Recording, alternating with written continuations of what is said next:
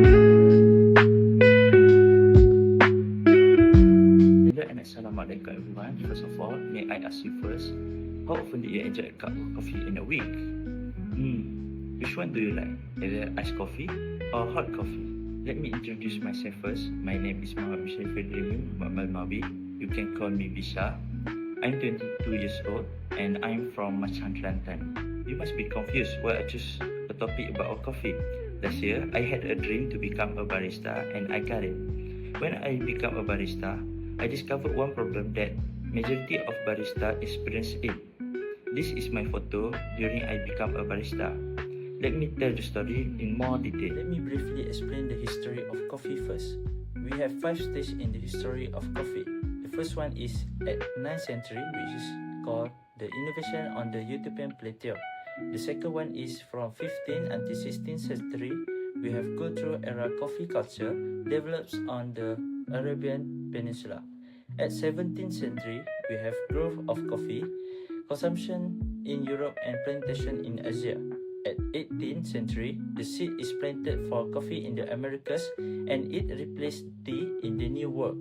Lastly, from 20 to 21 century, at the US, the coffee community has been growing. We have 3 most preferable temperature of hot coffee. Start from 54 degree until 60 degree.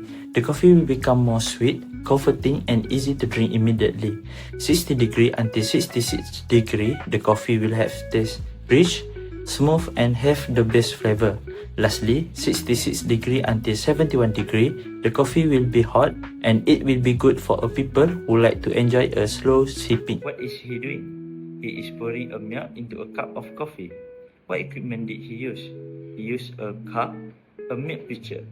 A milk pitcher used to froth a milk and pouring a milk into a cup of coffee. The global coffee market size shows that the size has been growing steadily. The graph shows the difference in worth between 2023 until 2025 and it has been forecast until 2033.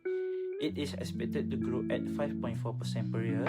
Europe is the largest market in the world with Germany leading in that region, while North America is the fastest growing region. Let me introduce my product that we call a hot pitcher. It has been built with temperature indicator and it will make a vibration if the temperature has been achieved. We also use a double wall stainless steel material. It comes with 2 options of size and 5 options of long. An issue that barista will face is making a decision about the temperature of a coffee, having a hot pitcher surface and an uncomfortable grip.